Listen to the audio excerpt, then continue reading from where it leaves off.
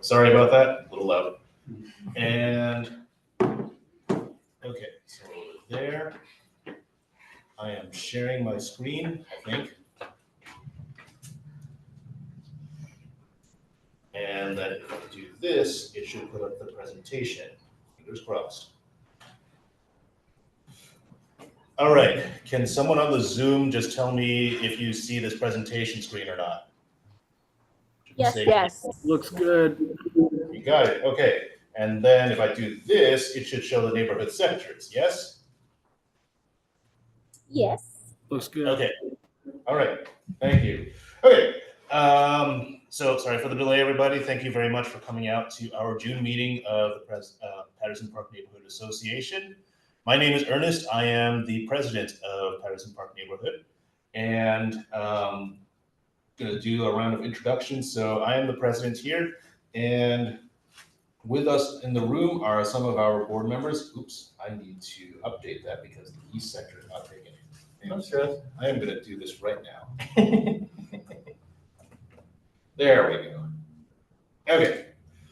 With us are some of our board members. So here we have the VP representing South Sector, Michaela, over there, and representing East Sector, Justin, and representing North Sector is Mary. And then I saw on the Zoom, I think Colin is joining us by Zoom. He is representing the West Sector. In addition to myself, you also have the Treasurer Emma and the Secretary Jake, who are not present today. We have a couple of guest speakers. Well, we have one guest speaker that I know of, and it is somebody from the Baltimore Transportation Improvement Program. From the Baltimore Metropolitan Council, to talk about the program. Hi, I'm Mariam. Cool. So I am going to do a quick switch here and pull up your. Oh, me first. Okay.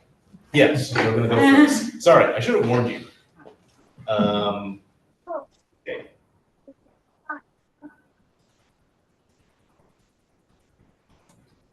Do you want to control it up here, or do you want it to be just okay?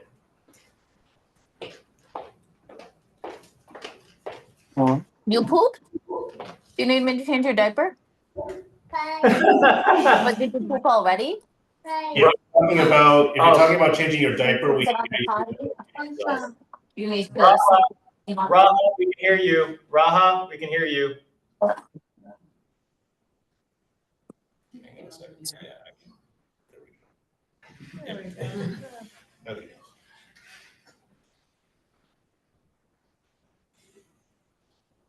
Okay. Great.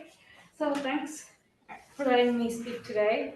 I work for the Baltimore Metropolitan Council, so we staff the BRTB, which is the Baltimore Regional Transportation Board, which is the federally designated metropolitan planning organization for the region.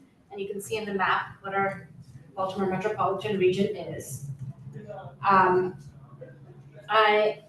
We have this transportation improvement program currently open for comment. So we're looking for places to do outreach, and I thought everyone here is really involved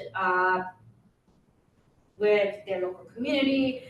I know a lot of people are into traffic calming, bike ped, transit, so thought I'll let you all know about the tip. Have any of you heard about this before?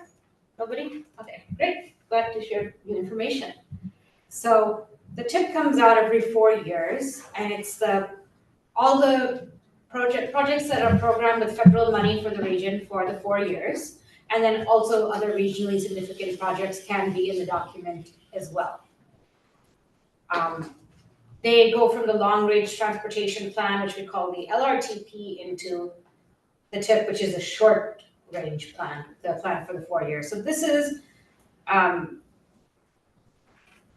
the 2026 to 2029 plan. This picture is wrong. The projects can include widened roadways, new transit services, system preservation, operational initiatives, all that. So there is, also I've lost one of my things, 6.2 billion in proposed funding.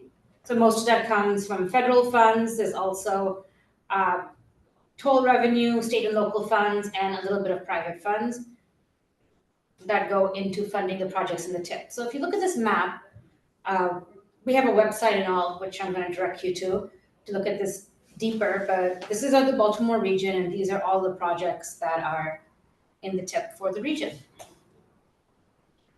I'm going to talk a little bit about bike ped projects. So out of 172 projects, 40 of them are bicycle pedestrian, which accounts for $286.5 million. And projects include new greenway sections, shared use paths, Vision Zero, which we had someone talk about a few months ago here, and rehabilitation projects to improve bicycle infrastructure. We also have 26 transit projects, which account for $1.77 billion. So here's some major projects in the city up. One of them is the Red Line. There's also improvements to the light rail, bus lanes, all that. This is zooming in on the city, just a few details about that. $3.32 billion go to Baltimore City in the region. There's also a section for air quality analysis. The Baltimore region does not meet air quality standards federally, so projects have to prove that they're not worsening air quality in the region. So I'm going to direct people to our public input page where we have a survey where you can comment on the projects, and our story map that goes more in detail on all the projects. This is the website if you want to type it in, yourregionyourvoice.org/BRTB-tip. Public comments are welcome through June 15th. You can email comments, you can text comments. Probably the easiest way is to go on the survey on the website, but whatever you feel comfortable doing. So I'm presenting, but my work doesn't have to do with the tip actually. So my colleague Endemazia is the real tip expert, and my colleague Anna is the air quality environmental expert. So they would be the people for more specific questions. But that's that. Does anyone have any maybe easy questions or comments? Yeah. I haven't heard anything about the Red Line since the presidential election. Y'all at BMC getting any word about that? It's still planned, still in our tip, still going forward onto choosing the alignment, and hopefully the NEPA, like the environmental analysis for the Red Line will be next after choosing the line. Yeah. For these transit projects, are you, I'm assuming there's a bidding process for the private companies that are involved, or is there a government and private sector involvement process?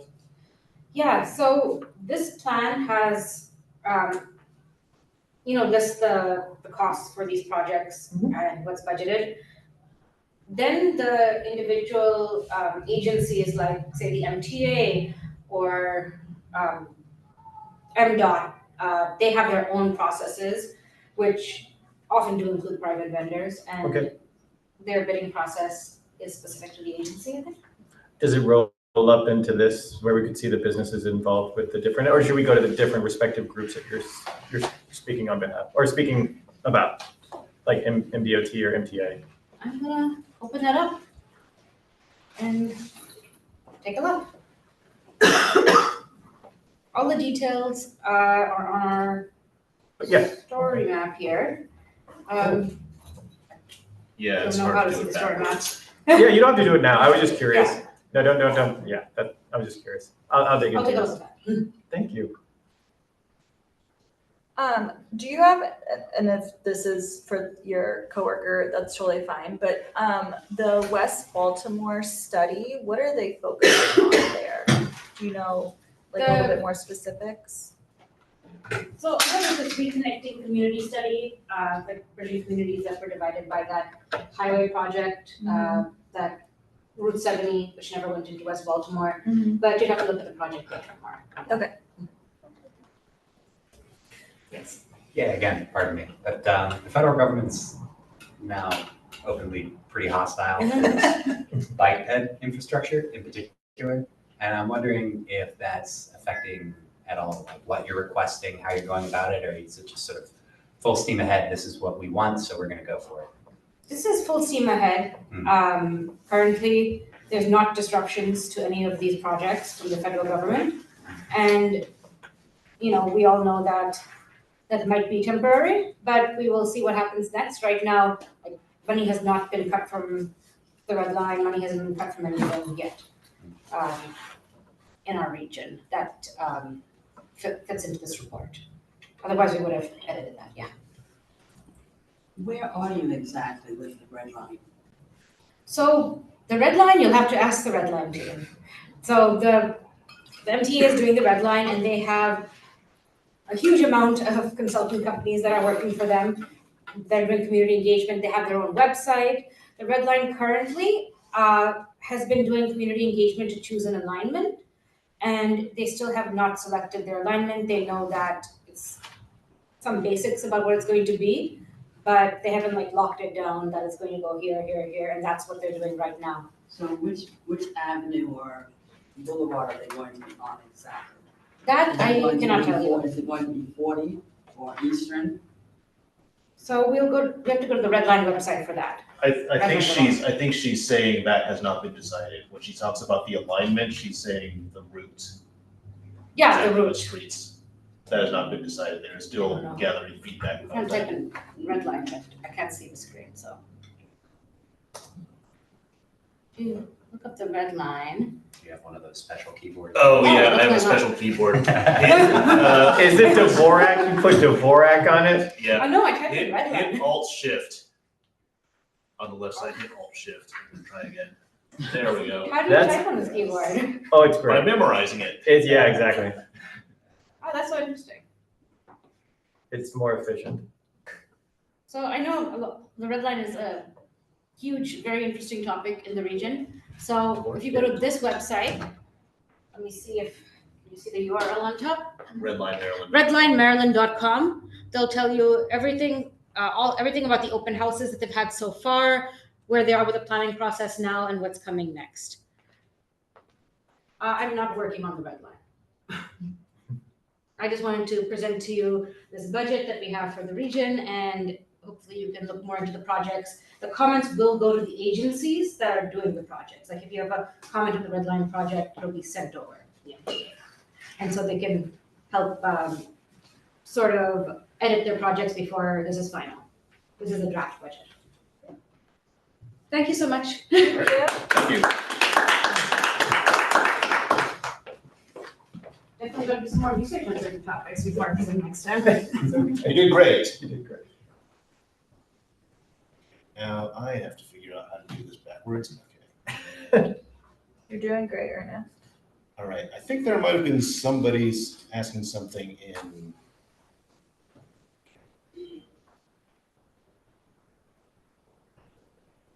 How are you training a 3-year-old? Okay. Yeah. She made it to the toilet, yay. All right. So, and oh yeah, there's Colin. In case that any of you needed to know what VP representing West Sector looks like. Okay, so I'm gonna go back to my presentation. Yeah. And so. And do feel free to go to the website and submit any questions there, they'll be answered. Okay, so let's move on and, okay.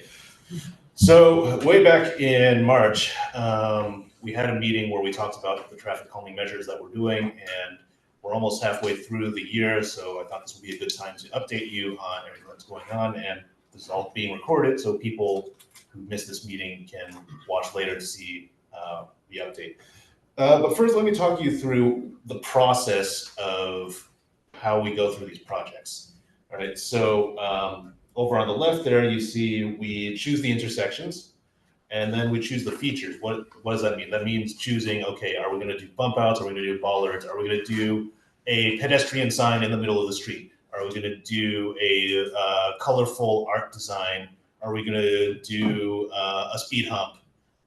Things like that. So we choose the features, then we gather neighbor consent, which is to say we go talk to the people actually living there and say, do you agree with this and support this? We sign an MOU with the city. I sign as the president of the neighborhood association. Then we get the permits and then we do the actual installation. So I'm going to refer back to this a bunch of times, but let's talk about the intersections that we're doing. So first off, we're going to do the intersection of East and Baltimore. This is actually the furthest along. So that's what what you see here is the plan. On the north side there, they're going to do some what's called daylighting. And then they're also going to do some bump outs on the southern part of the intersection because some cars are parking way too close to the intersection and making it hard for any car coming from the south to see if there's any oncoming traffic. This one, as I said, is very far along. It is in fact in the installation phase.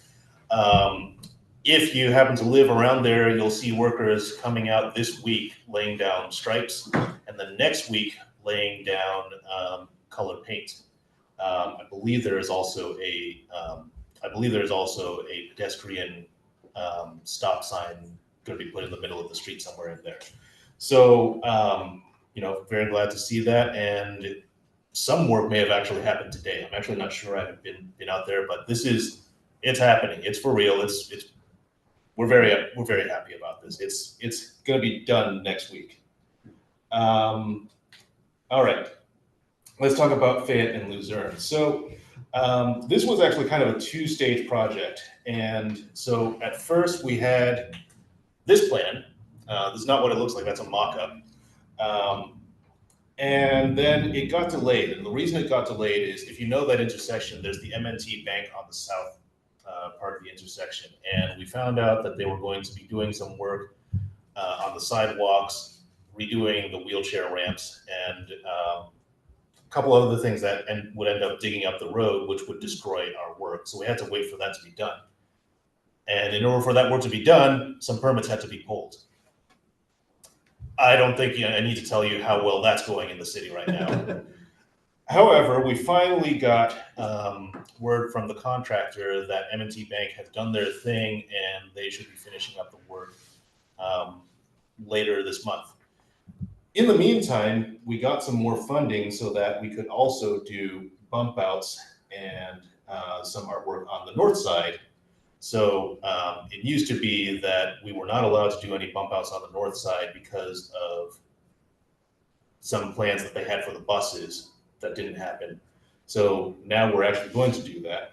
So this thing right here, on the right side is the south, and on the left side is the north. And so imagine, no, wait, I'm wrong. Where is it? Okay, yeah, M&T Bank is in the bottom right corner of that picture. And so it was gonna look like that. Nope, I was right the first time, sorry. The right side is the south, so imagine that you rotate the entire thing clockwise. Okay, I am really confusing you guys. The point is, there's one section there where you see colors and bump outs. And with additional funding and with the permission of the city, we're gonna do some color and bump outs on the other side as well.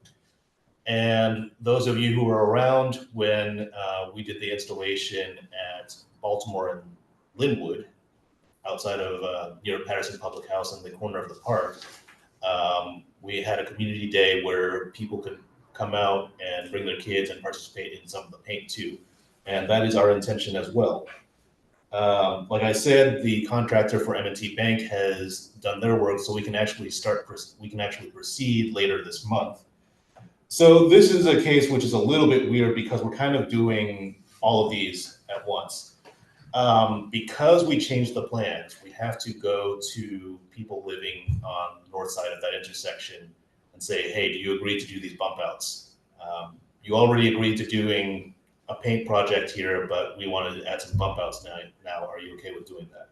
So we have assigned a local neighbor who lives there to gather those signatures. And then the city is also in the process of getting an MOU. And I think we actually have the permit to proceed, or Grant Projects has the permit to proceed. So the city still needs to send an MOU to me to sign. Then we can begin the installation. So hopefully we'll get that done at some point this summer. So that's Fayette and Luzerne. And then the last intersection we're going to talk about is Baltimore and Kenwood. Now, this is not Baltimore and Kenwood, this is Baltimore and Lakewood. But the reason I'm showing this to you is because this is what we want to do to Baltimore and Kenwood. And so we have the plans. We have already chosen this intersection. We have chosen the features, and we need to get neighbor consent. Is there anybody who lives near the intersection of Baltimore and Kenwood? Yeah, I thought so. If you agree and support this plan, I have something for you to sign. So we'll talk after the meeting. Okay, so that's the state of things right now for Baltimore and Kenwood. Is we need to get consent from the neighbors so that we can show the city the neighbors want this. They all agree to this. Yes. How many neighbors do you need to get consent from, and how are you planning to go about getting that consent? Literally going out and knocking on doors. Okay. And let's see, Baltimore and Kenwood. So looks like they're asking for, okay, 1 through 4 of North Kenwood, and then on Baltimore Street, 3 houses to the east and 3 houses to the west. Does that make I sense? know a few people. I could maybe help. We'll talk. Okay, we'll talk. Thank you very much. Okay. So then here's the money report. Is that okay? We received 95,000 from the grant. Well, we received 49,000. That was the first installment. We have spent that much so far, 27,604.44. The majority of the money gets actually spent at the installation. So yeah, there's still a lot of money that has not been spent. It's all been budgeted. It's just that it doesn't actually leave our bank. We don't actually write the check until the work is actually done. Then that will be that. So that is my update on the state of our traffic calming measures. And I'd like to know if you have any questions. Applause is great too. I'm going to see if there's anybody.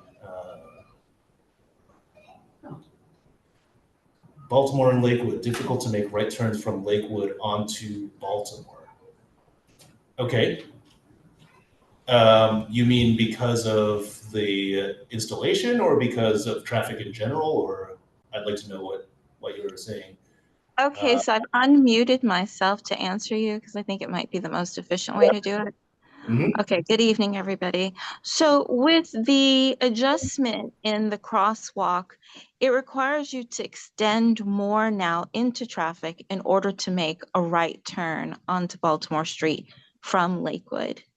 And it's almost as if you're going to go into the opposing lane somewhat. And so there are a lot of people who are quick to blow their horns and tense when they see drivers making that turn onto Baltimore Street from Lakewood, the right turn. So I would just encourage you to take a look at that structure and be careful if you're going to repeat this someplace else because it is begging for an accident. Okay, we'll take that into account. Okay, thanks.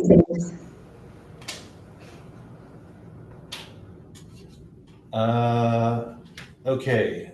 Oh, we got a yeah, message that's from we got a message from Mark Parker here. Oh yeah, okay, yeah. Sure, Mark. Actually, we can do that right after this. Okay, got a comment here from Elwood in Baltimore. I can speak to Elwood and Baltimore. Sure.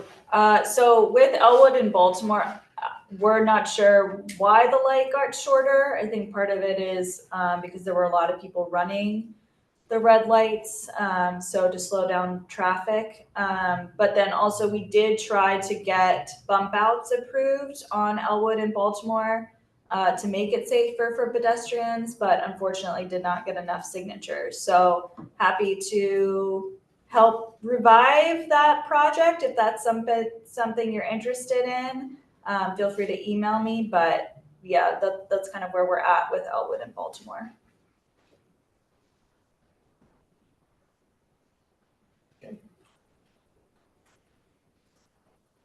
Also, Mark, just so you know, I know you're sending me direct messages, but my chat is actually displayed on the screen for people in the room. So whatever you say to me is being seen by everybody else, which is fine. Yeah, I know. That's fine. It still felt like the polite thing to do. But I can see my own messages on your screen share. Right. Okay. And I think Arlene had another point. I do have another one. Thank you. And this one is actually very serious. I don't know. I live on Lakewood. Okay. And in that block, we have the charter school. And I've noticed that there has been an increasing escalation between homeowners and the parents dropping off their children, picking up their children, and the school. And the police have been called at least twice in the past month and a half, perhaps. And so I would like to try and create something or suggest that something is created to mediate, because somebody's going to get hurt. I mean, it gets very heated. And these parents are just putting their cars in the middle of the road where we have to pass. And they're parking, even the teachers are parking their cars where they're taking more than one space on the side, that it makes it impossible for homeowners to park. So I would just suggest that it be taken up, because literally the school, I mean, the principal's like arguing with one of my neighbors. They're cussing at each other. I mean, it's just crazy. Okay.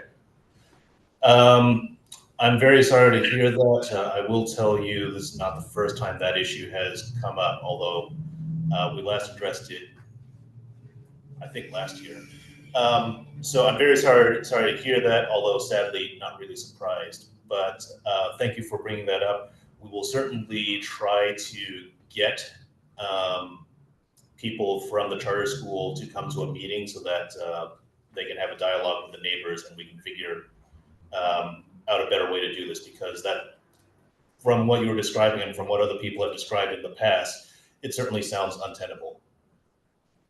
It is becoming untenable, and it has escalated. I mean, I've owned my house for 20 years, but it has escalated significantly in the past 2 months. I mean, yelling and screaming, it's just crazy. Yeah. Okay. Thank you for bringing that to our attention, and we will certainly reach out to the charter school and see if we can set up a meeting so that we can all talk together about it. Thank you. Just some input on this matter. This is Andy Chu. We were at a Jane Walk last Saturday, and the principal was looking for a means for them to take out the angle parking along the school side, if that could be done through the city, so that cars could probably come alongside the sidewalk for safer, drop off or pickup, as well as maybe keep the traffic moving where they're on one side. So that was an alternative he was looking for, and obviously he might bring that up if you do discuss this matter in the future. I would just say that would cause war in a place where we don't have that much parking. That would be extremely difficult.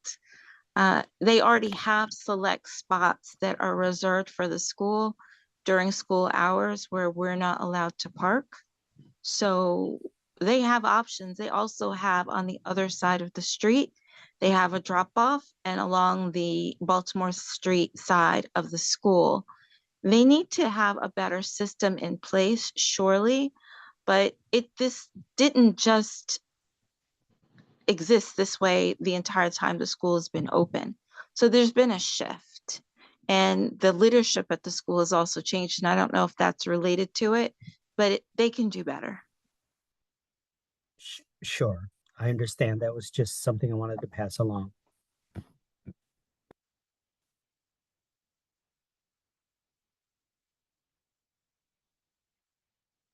Thank you. There's more on the agenda, but are there any other questions about traffic calming and our grants? Okay. Since we have the councilman here and he has offered, first of all, actually, is someone from CASA here? Oh, hi. Hi. Sorry, You're the one who was I emailing. realized really late that I didn't introduce myself. Yeah, you're the one who was emailing me. Do you know Councilman Barker? You know each other? Okay, Yeah. cool. So I guess I'll leave it up to you guys to decide how you want to address this. But so I didn't put this out in the email because it sometimes draws the wrong attention when you put it out there that we're talking about efforts around ICE. But we got to talk about ICE. So I think what I'm going to do first is invite the councilman to give his thoughts. And then if you have anything else, I know, did you bring some materials? Okay, so you can pass out some materials and give your perspective as well. So Councilman Mark Parker, the floor is yours. Thank you, Ernest. Only because I am seeing just a very small picture of you all. Who is there from CASA?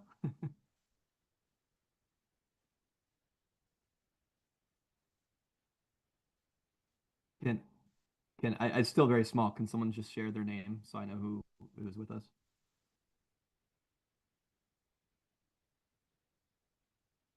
Let's try again. It's me, Chrysalie. Hey, Chrysalie, how's it going? I was trying not to create feedback with him talking into the speaker and into the microphone, but yeah.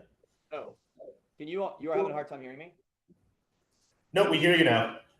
Okay, great. Chrysalie, good to see you. I'm glad you're back in town. Home. Chrysalie, I will absolutely defer to you to go first, and we'll gladly fill in because I don't know exactly what you're going to speak about, but I imagine it's a broader thing, and then I will be glad to speak to some specifics relative to city council or some recent incidents, and that's what makes sense to me if that works for you, Chrysalie. Because we are short-staffed and we have ESOL about to start. But good afternoon, everyone. My name is Chrysalie de los Santos, and I'm the new director for CASA for Baltimore and Central Maryland. I almost made it to live in Patterson Park, but I live in Baltimore Highlands, and I'm just really glad to be here. I'm sorry if I'm all over the place. I just came back this morning from a trip to Spain, and my head, it's midnight by now.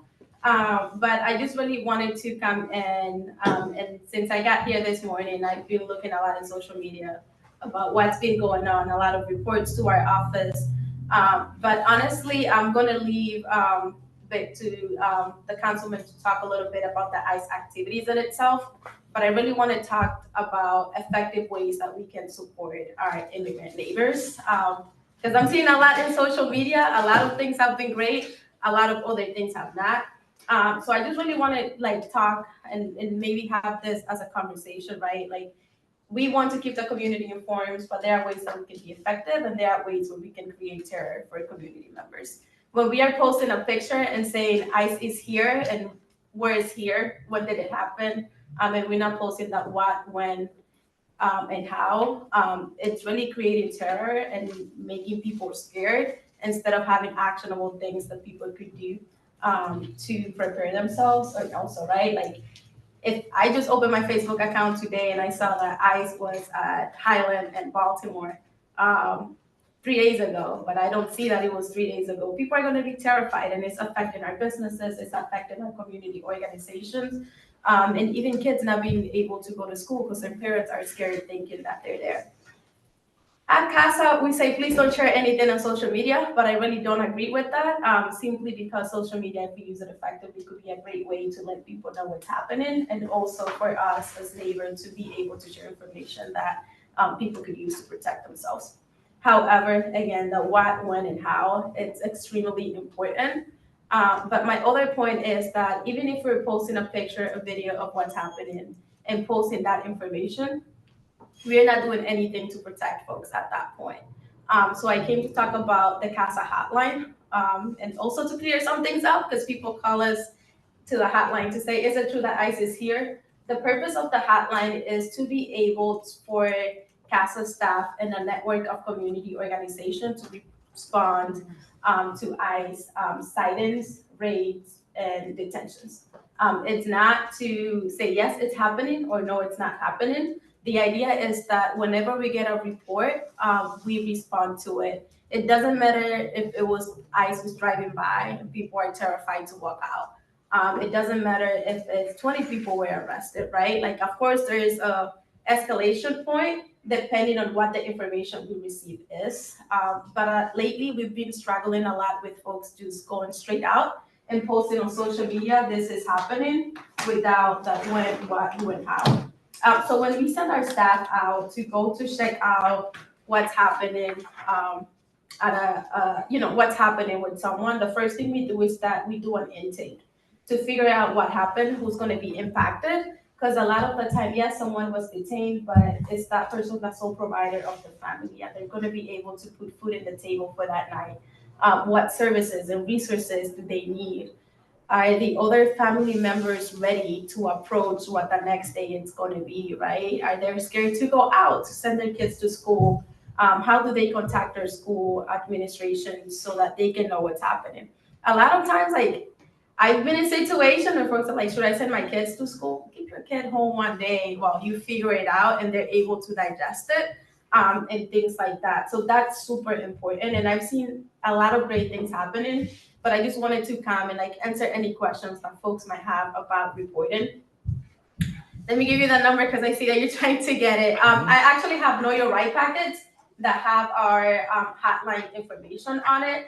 And that number is 888-214-6016. Again, it's 24 hours a day. We have staff people who are attending to the phone number. If you see that your neighbor was arrested, before you post it in social media, give us a call, because when you call us, really matters. If we find out that they are there and we can get there, we are more effective than figuring out what happened 3 hours later when the family is terrified and they don't even want to open that door because they don't know who's showing up at their houses. Something else that I'm seeing a lot in social media, it's saying disrupt what's happening. You're actually putting people in danger when you do that. Not just yourself, but other people. We are seeing a lot more frequently folks being detained, saying that they were obstructing what they were trying to do. So the safest thing to do, and the way that folks can be most helpful, is standing back at a safe distance and recording, because that would give folks evidence and the information that they would need, and for us to be able to locate who they are. As we see, ICE is using a lot of different tactics, covering themselves, right? Which is really opening up for folks who are not even ICE to show up in community and kidnap people. And for that reason, whenever we have video, that would allow us, what's the license plate? What did this person look like? Was there a name? Did they have a logo? Who actually took them? That is really going to help us to figure it out moving forward. But getting in the middle, trying to disrupt what's going on, it's not going to make them stand back. So it's really important to not put yourself in danger, and it's that support, right? Call the hotline so that we can show up and provide information for the folks who live around there, to not be put in the same situation. Sadly, since we saw the Home Depot raid, we've seen raids every single day afterwards, and we are expecting for them to become a lot more frequent instead of reducing that amount of raids that we are seeing. So my ask for everyone is that if you see something, if they're driving by, give us a call so that we can respond. I would say today, I think I spent like 4 hours trying to chase where they were at, because I kept seeing the posts in social media, and then like trying to get there to figure it out and share information with community members.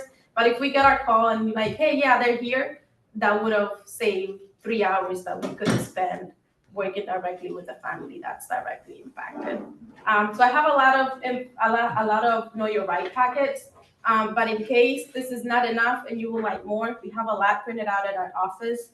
And if you Google Know Your Rights CASA, you will be able to find a lot of information about Know Your Rights, and the hotline information and more things up to date. The other thing is that in a very safe way, on this Wednesday at 12 p.m., we are going to be having a press conference and also marching from Casa right across the street all the way to Home Depot, stopping at places where folks have been detained. We are asking community members who are directly impacted to not show up, but if you know of anyone or yourself want to join us, please feel free to do so. We are going to have a press conference that's going to be closed just for safety wise, because we're going to have impacted community members speaking from 11 to 12, and then we will be marching from there on at 12 p.m. The information is on our website. I kept fighting with our printer today to print it out and give you guys flyer, but it did not happen. But I will put these Know Your Rights information. I on purpose brought English, Spanish, and French. So if you want to look at the English one so that you can be familiar with, but if you have neighbors or someone who you think could be benefited, you can take some. And if you need additional, please feel free to let me know. And maybe Councilman Parker is going to talk about this, but we are planning on Know Your Rights with his office to work with business owners in what they can do to protect their staff and also to share information with the community later on this month. But that's all I have to say. Any questions that you guys might have? Has this information been shared with like the local schools in the area? Like do all the principals and admin have that as well? They should, Okay. yeah. Some schools have more information than others, because some people are like, okay, I got it, we know what to do, even though they don't, because they don't want to put themselves out there. But what we have is we have a group chat with folks who work in schools, directly teachers and frontline staff, where we share information up to date, and people can reach out to ask questions. So if we are working with an extremely low number of people at CASA that we've never seen before, and it's just going to get smaller. So we are trying to use community spaces where even if it's not a CASA staff, someone who's trained in that area is able to reply. Any other questions? Yeah, definitely. And I'll put them all up there. Yeah, I think the place where we usually put things for distribution is the green tablecloth over there. But feel free to also pass them out for people to take one hand or hand it around. And then I'll also turn the floor over to Councilman Parker for additional comments. Thank you, Ernest. Thank you, Chris Sally. I'm coming through okay to you all? Yes, you are. Okay, great. Chris Sally, it's great to have you back in town. I hope your time away was restful, even with everything happening here. I know it's hard to do that. So we need you, and we're grateful for you. Glad to be here with you all today. I just wanted to cover a few things. So I'd say, in general, kind of as we work to support our immigrant neighbors, there's a few key things that we're trying to do.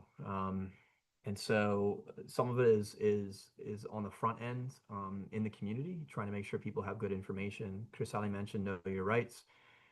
We're doing one with business owners here in 2 weeks, and a bunch of us are going to be out knocking on doors tomorrow up and down Eastern Avenue and other places.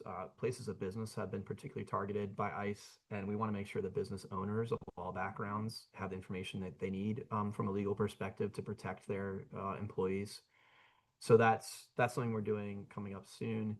Breath of God Lutheran Church is hosting, in collaboration with the Mayor's Office of Immigrant Affairs, is hosting a Know Your Rights directly for immigrant residents on Thursday. This is the second of 2 of those, and there have been plenty of those also quietly done in local schools and in other places, in churches, other community centers as we've gone along. So there's also, the Mayor's Office of Immigrant Affairs is also, since November, has been gathering kind of like the broader coalition of immigrant-facing, immigrant-supporting organizations, faith-based institutions, schools, social workers, lawyers, nonprofit organizations, and especially folks like CASA, just to share information and help coordinate our efforts. And so I'm deeply grateful for the leadership of our neighbor and PPNA resident, Catalina Rodriguez Lima, a longtime resident, who is the leader of that office and does a fantastic job to support immigrants from all over the world and refugees from all over the world here in Baltimore City. So we can be proud of the leadership supplied by our neighbor to this important work. And she's also a survivor. She's so good at her job that she's lasted through like 5 different mayors at this point. So you know she's good when she can navigate through that kind of turmoil that we've seen. So okay, that's partly the preparation on the community side, making sure that people have good information, actionable information, and that organizations are sharing information and collaborating with each other. And really grateful for CASA's kind of key role in the midst of that. I do want to, somebody asked about schools. I want to give a shout out to Baltimore City Public Schools. I think they've actually been one of the most effective, not only school systems, but one of the most effective parts of Baltimore City government at supporting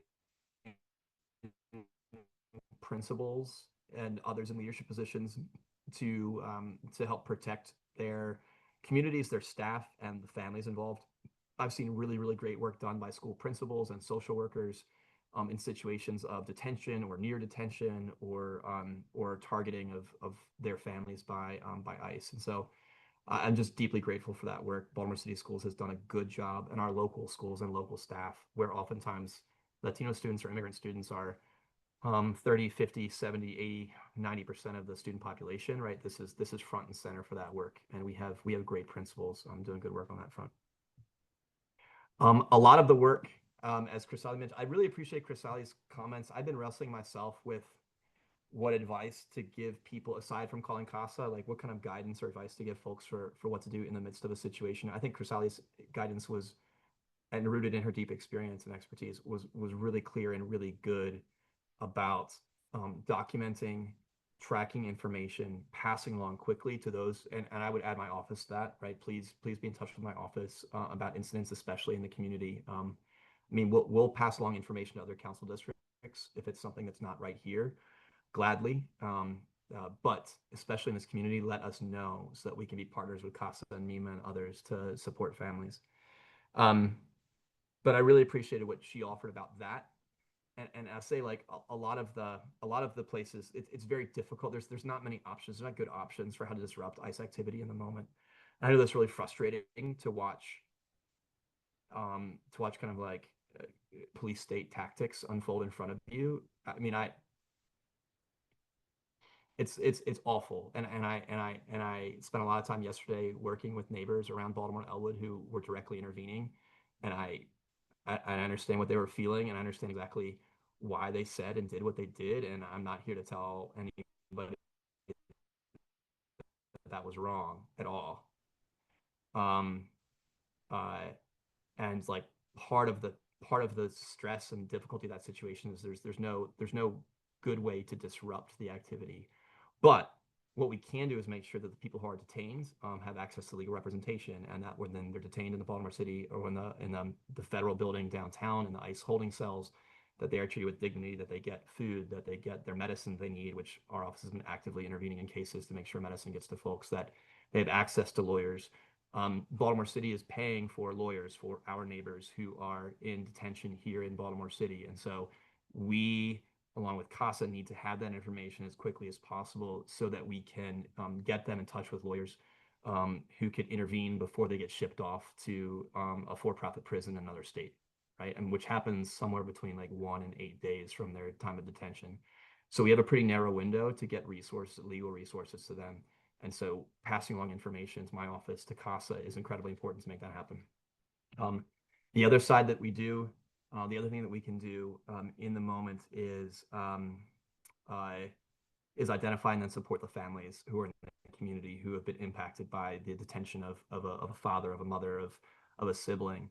And so that becomes a little more complicated, but oftentimes social workers, churches, other people schools, other people who are in direct relationship with those families are in a position to identify needs and then mobilize the community to support support people in those circumstances as they deal with a loss of income or just stress, anxiety, fear, just kind of having the world turned upside down. And so we want to make sure we're getting legal services and other support directly to folks in detention. We want to make sure that we're providing support to folks in the community who are families in the community who are torn up by this activity.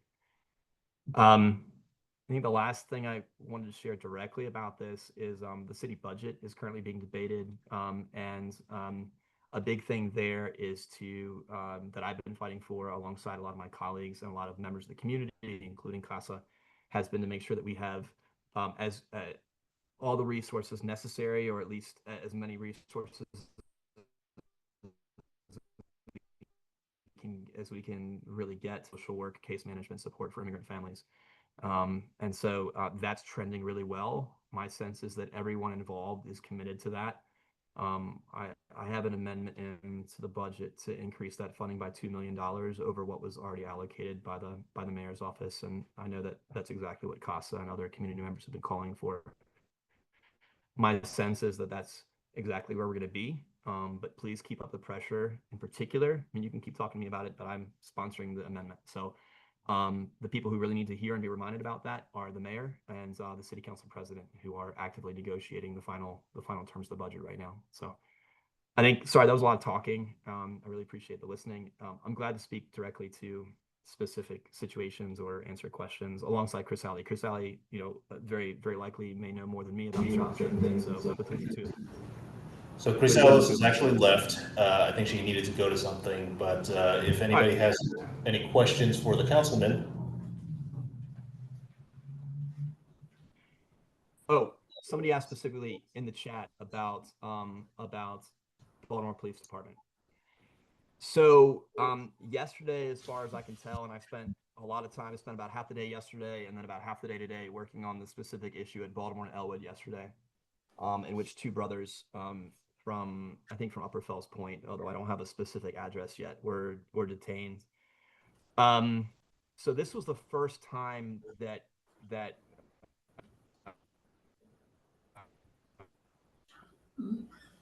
so Mark, you're cutting out. Baltimore Police Department was there because I responded to that call. It's the first time that any of us know of that ICE has called.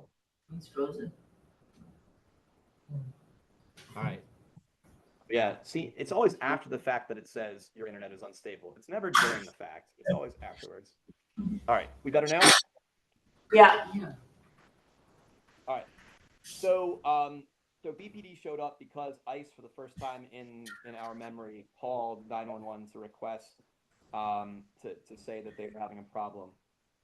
In particular, the problem was that they reported in their 911 call was that people were blocking their vehicle from their official vehicle from leaving the scene, which was in fact happening.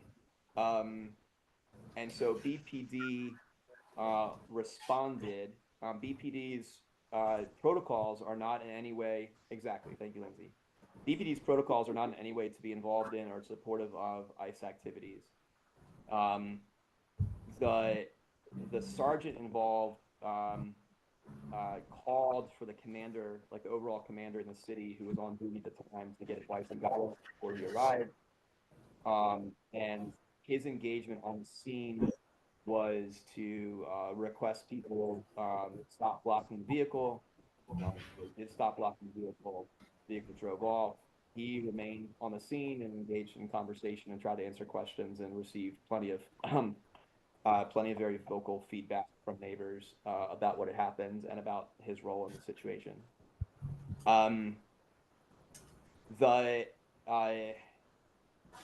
The way that BPD explained the engagement was that they responded to ICE in that situation the way they would respond to any other call for service, right? So if you or I had our vehicle blocked by people in the street, that they would remind the people in the street that it is illegal to stand in the middle of the street and that they should probably stop standing in the middle of the street and allow vehicles to move. That was the explanation.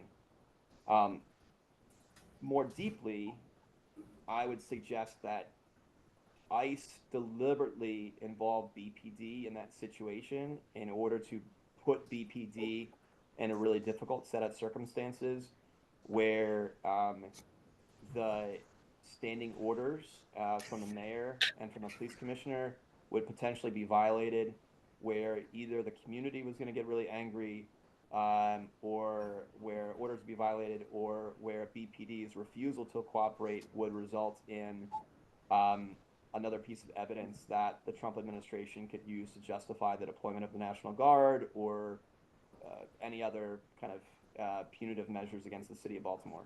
I suspect that ICE will continue to call BPD regularly to put them in awkward situations and force BPD to be really clear and careful about how they're engaging in those circumstances.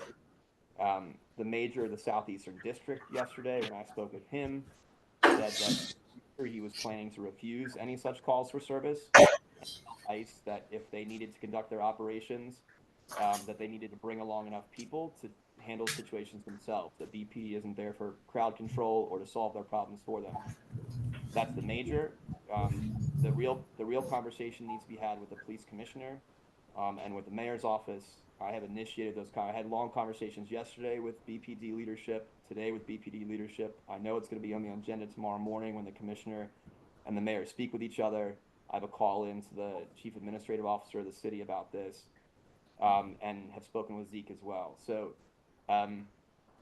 my impression, and it's my impression, to tell you what it's worth, I think in a really difficult situation for the first time ever that BPD was called like this, I think Sergeant Arias on the scene did about as well as you could do in a pretty no-win situation.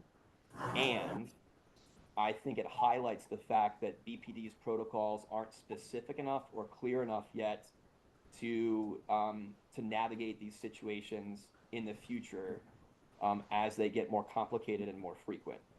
And so my main push right now for the police commissioner and others in the decision-making role is to really tighten that up so that BPD officers and leaders know exactly what's expected of them, and that we as a community know what's expected of them too and can hold them accountable for it. To the question that Lindsay just asked, yes, so part of the protocol is to have police officers ask for identification from the folks. According to the mayor of Southeastern District, Sergeant Arias did do that yesterday, and was able to confirm that the folks there were in fact ICE officers. So that's from the mayor. I know at the scene it was more chaotic and it seemed unclear, and I appreciate that. I wasn't on the scene, so I'm not second guessing anybody who was there.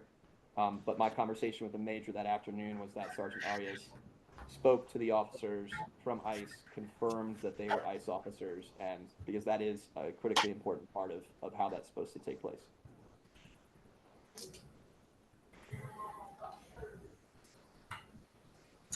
Any other comments or questions? Mark, I would just ask for you to stay on the police department to make sure that those protocols are really tightened up. Because what we don't want is for people to further mistrust our city police officers. We know that they're in tough situations, but we also need to trust that neighbors who are putting themselves out there to protect neighbors are going to have the backup of Baltimore City. Yeah, no, I completely agree. This is it's really hard and it's really important, and so it's really critical that that all of that is crystal clear to everyone, and that's important for all of us in the community. It's especially important for our Latino neighbors who are being attacked by ICE every single day. That they know exactly what to expect from Baltimore City Police. And so it's important for all of us in our police community relations, but it's especially important for our neighbors who are being actively attacked.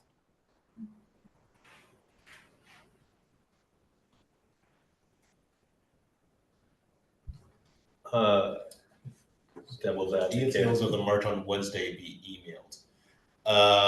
I will certainly do my best. So Chrysalis did leave, but I will try to, yeah. I will get that information from her. It's also apparently on the CASA website, and we will get that email sent out along with the recording of this meeting as soon as we can. Hopefully tomorrow. Yeah, it's directly, if you go to the CASA Facebook page too, it's the very first post. It's pinned at the top. 12 p.m. up there at 2706, the old Bell North Theater at 2706 in the neighborhood, 2706 Pulaski Highway at their headquarters there on Library Square. So noon on Wednesday, I'll be there. I'd be glad to see you all. And I know our neighbors will appreciate you being there too. Devil's advocate, are we clear with understanding the authorities that ICE do have and communicating that as well so that people understand and who are willing to support ICE understand what authorities they have and clearly defining what they don't have as well? In terms of what the like the operational protocols for ICE in Baltimore Correct. City are? Yes. Yeah, so I mean, I can speak a little bit to that and also say that ICE has demonstrated over the past 6 months now a kind of a consistent disregard for or a desire to take every opportunity to expand those protocols beyond what formerly was practiced or what might even be legally acceptable. So everything's a caveat because it's an active situation where every single day ICE is innovating, is you might want to call it that, and attempting to push the envelope on what legal practice looks like. So that being said, I mean, ICE's agenda is mass deportation, and so any person that they can identify and track down that has questionable legal status, that has uncertain legal status, right? They're still in the process of, say, applying for asylum or something like that. Anyone who has an active deportation order, they will try to find them and detain them and deport them. So different ways they're doing that. They have access. So a lot of the barriers that existed in the federal government to protecting personal information have completely broken down, have been destroyed. So, for example, information in the Social Security system, information in IRS, information in Health and Human Services. So people who are paying their taxes, people who agreed to be sponsors for undocumented children or unaccompanied minors. A lot of people who were promised that their data would be safe and wouldn't be grounds for immigration attention have all been passed over to ICE to help them identify, track down, and deport folks. So that means that's information about where people work. It's information about where people live, and so we've seen ICE going out and trying to snag folks, right, from based on that personal information. This week, that involved like 2 dads from Bayview who dropped off their kids at a local school. They were being followed by ICE on the way home. They were pulled over, detained, and placed in a holding center here in Baltimore. And you know, who knows when their kids are going to see them again, right? So like, that's where it is. Other situations unclear. Like it's unclear if the 2 brothers yesterday were in a work truck belonging to their employer. It's possible that that ICE was following them. A lot of folks are newly arrived, and so or like within the last 2 years, and so have active cases for asylum. And so there are people who are regularly going to court for hearings or checking in with ICE in the downtown office for like check-ins. And anytime you put yourself out there to try to follow the legal process as it currently exists, you're putting yourself at risk for detention. That's also happened in courthouses. So ICE is targeting folks who are showing up for their regular legal process as they're supposed to do in court, and ICE is detaining them upon exiting of courtrooms. But also ICE is just going out and raiding folks, right? So like ICE is actively pulling up on places where there's large groups of people gathered, and seemingly without any targeted sense, detaining folks and kind of figuring out details later in terms of whether they actually have a deportation order or what their immigration status is. I mean, that's what we saw at Home Depot. That's what we see sometimes at workplace raids. So they were at Haslow on Lombard Street this week as well. They went to a pizzeria a few months ago and weren't there for any particular reason, but happened to gain access to the back kitchen and walked out with 3 employees that they didn't even know were there, right? So so any chance they get to snag someone and again, not even necessarily to identify them in the moment, but maybe they take them downtown and identify them later, they're doing it. So it's kind of all over the place.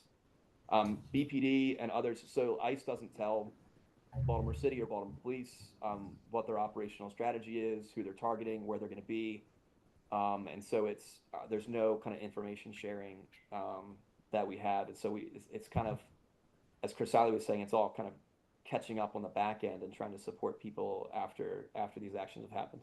Did that answer your question? Sorry, I just said a lot of words. I'm not even sure I answered your question. I'm sorry. No, I think you did.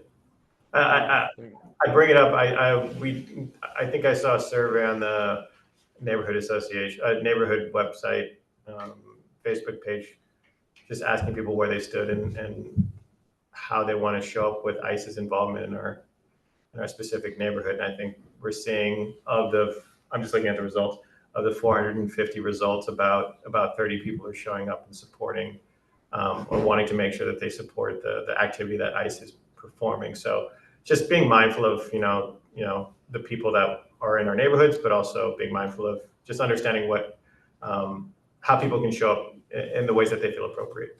So I'm sorry to do this, but I do have to cut the conversation here for 2 reasons. One is time. We have to get out of here at 8.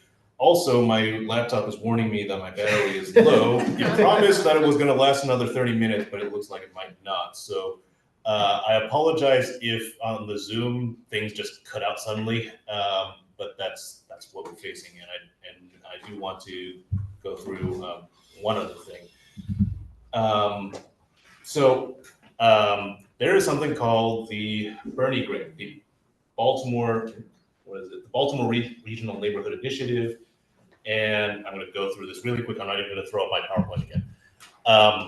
There's a lot of money available to apply for. Previously, so the people who can apply for it are organizations such as the Southeast CDC, a developmental corporation with a charter and a master plan. So the Southeast CDC can apply for these, and they are looking for ideas on what to do. What have we done previously with this? Well, the intersection at Baltimore and Linwood was funded with this Bernie grant. So was the intersection at Fayette and Luzerne. I know that's not done yet, but we're using Bernie grant money to pay for that. So traffic calming is certainly something you can do. You could also do something to rehabilitate vacant or blighted properties. You can improve residential and business properties, improve storefronts, or you can do something like to achieve energy efficiency, do something to enhance an open space or some public infrastructure. If you have a green space that could use a little sprucing up, maybe we could use the grant funds for that. The one thing I just want to caveat you all on is that Southeast CDC would apply for that now. The funding would become available in next year, 2026. However, I will not be there at that time because this will be my last. Maybe the next president is somewhere in this room or watching this right now. I am happy to do all the work to apply for and hopefully receive these grants, but I will not be around to implement it. So keep that in mind, and please do contact us if you have any ideas. All right, the laptop is yelling at me, so I'm just going to cut this short, and I will call an end to the meeting. Those of you who are in the room, we will have a couple more minutes to hang out here before they turn off the lights. Katie looks like she wants to say something. I do want to say one thing. Please conserve water. That's like coming from DPW. Please conserve water right now. We haven't had enough rain. And please call in 311s, the area. I'm getting a lot of complaints regarding garbage, the garbage cans. Please call your 311s, contact me, and I will make sure that your garbage or whatever's been is picked up immediately, okay? Thank you. And with my laptop running on fuse, I call this meeting to a close. Thank you all. Thank you. Thanks. If you have